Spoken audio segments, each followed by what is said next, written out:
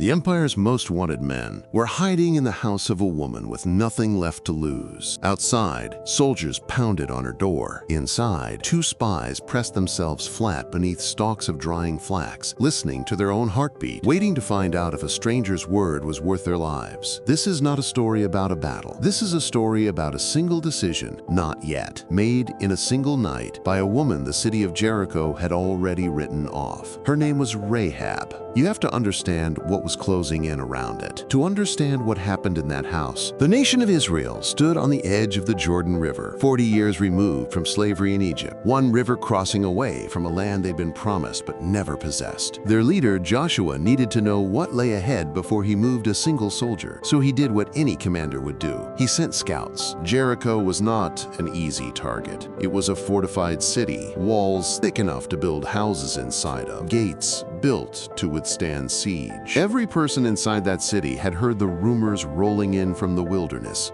a slave nation, somehow unstoppable, crossing deserts and defeating kings. Fear had already arrived in Jericho, long before Israel did. So when two strangers slipped into the city and needed somewhere to disappear, they didn't go to a palace or a temple. They went to the edge of the city wall, to the house of a woman named Rahab, a prostitute, whose home was tucked into the city's outer defenses. Joshua chapter 2, verse 1. It's worth sitting with that detail. Of every household in Jericho, this is the one Scripture places at the center of the story. Not a soldier's house, not a nobleman's. A woman with no status, no protection, and, as it turns out, no illusions about which way the wind was blowing. It didn't take long for the king of Jericho to hear that Israelite spies were inside his walls. And it was told the king of Jericho, saying, "Behold, there came men in hither tonight of the children of Israel to search out the country." Joshua chapter 2, verse 2. The king's men marched straight to Rahab's door with a demand. "Hand over the men who came to you,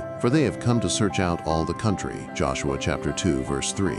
This is the moment the entire story turns on. Rahab had two men hidden on her roof and armed soldiers on her doorstep, acting under direct orders from the king himself. One wrong word, one flicker of hesitation, and it would have cost her everything. Her home, quite possibly her life. What would you do standing in that doorway? Protect two strangers you owe nothing to, or protect yourself? Rahab lied. And the woman took the two men and hid them, and said thus, "There came men unto me, but I wist not whence they were. And it came to pass about the time of shutting of the gate, when it was dark, that the men went out. Whither the men went, I wot not. Pursue after them quickly, for ye shall overtake them." Joshua chapter 2, verses 4 to 5. She sent the king's soldiers chasing shadows toward the Jordan, while the real spies lay hidden above her, under the stalks of flax which she had laid in order upon the roof. Joshua chapter 2, verse 6. The soldiers left, the gate shut behind them for the night. Joshua chapter 2, verse 7. And in the sudden quiet, Rahab climbed up to the men she had just risked her life to protect. Here is where the story stops being about survival instinct and becomes something else entirely. Rahab had no obligation to these men. She wasn't an Israelite. She'd never worshiped their God. By every rule of self-preservation, she should have handed them over the moment the soldiers knocked. Two strangers were not worth a citizen's life in her own city. Instead, she went up to the roof and said something that reveals exactly what had been happening in her heart long before the spies ever arrived. "I know that the Lord hath given you the land, and that your terror is fallen upon us, and that all the inhabitants of the land faint because of you." Joshua chapter 2, verse 9. She wasn't guessing. She had reasons. "For we have heard how the Lord dried up the water of the Red Sea for you when ye came out of Egypt, and what ye did unto the two kings of the Amorites that were on the other side Jordan, Sihon and Og, whom ye utterly destroyed. And as soon as we had heard these things, our hearts did melt, neither did there remain any more courage in any man because of you." Joshua chapter 2, verses 10 to 11. Every soul in Jericho had heard the same reports. Every soul in Jericho was afraid, but fear alone didn't move any of them to act. It only paralyzed them behind their walls. Rahab's fear became something more. Belief,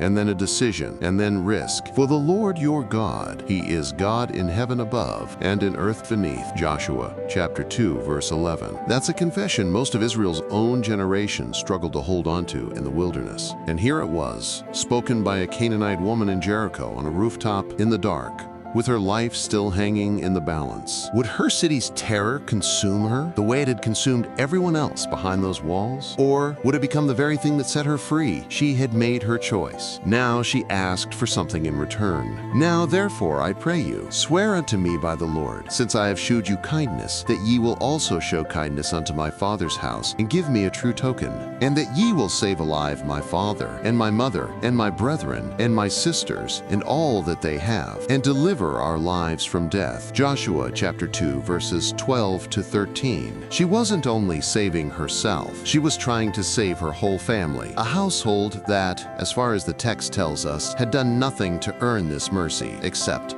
belong to her. The men gave her their word. Our life or yours, if ye utter not this our business. Joshua chapter 2, verse 14. Jericho's wall was Rahab's home and her exit route both. Scripture tells us plainly, for her house was upon the town wall, and she dwelt upon the wall. Joshua chapter 2, verse 15. So she let them down by a cord through the window. Joshua chapter 2, verse 15. Lowering 2 enemy spies down the outside of her own city's defenses, under cover of night, with her own hands. Before they climbed down, she gave them careful instructions. Get you to the mountain lest the pursuers meet you, and hide yourselves there 3 days, until the pursuers be returned, and afterward may ye go your way. Joshua chapter 2, verse 16. The spies had one final condition to protect themselves, and it became the sign that would protect her. Behold, when we come into the land, thou shalt bind this line of scarlet thread in the window which thou didst let us down by, and thou shalt bring thy father and thy mother and thy brethren and all thy father's household home unto thee. Joshua chapter 2, verse 18. A single thread of red hanging against stone walls, marking the one household in the entire condemned city that would not fall. The spies hid in the mountains 3 days, just as she had told them, while their pursuers searched the roads and found nothing. Joshua chapter 2, verse 22. Then they returned to Joshua and reported everything, including the words that must have startled him as much as anyone. Truly the Lord hath delivered into our hands all the land, for even all the inhabitants of the country do faint because of us. Joshua chapter 2, verse 24. Weeks later, Jericho fell, not to a siege, but to a march and a shout, its walls collapsing outward as the armies of Israel closed in. Joshua chapter 6, verse 20. In the chaos of a city being destroyed, one house remained standing, marked by a cord of scarlet thread, exactly as promised. But Joshua saved Rahab the harlot alive, and her father's household, and all that she had. And she dwelleth in Israel even unto this day. Joshua chapter 6, verse 25. Every person she had asked to be saved, her father, her mother, her brothers, and all her family, walked out of a destroyed city alive, because one woman had made a choice on a rooftop weeks earlier that none of them had made for themselves. Scripture doesn't leave her there as a footnote. Centuries later, in the opening genealogy of the Gospel of Matthew, her name appears in the family line of King David and of Jesus Christ himself. Salmon begat Booz of Rahab, Matthew chapter 1, verse 5. And James points to her as proof that real faith shows itself in action. Was not Rahab the harlot justified by works when she had received the messengers and had sent them out another way? James chapter 2, verse 25. If this story moved you, let us know in the comments which Bible story you want to see brought to life next, and subscribe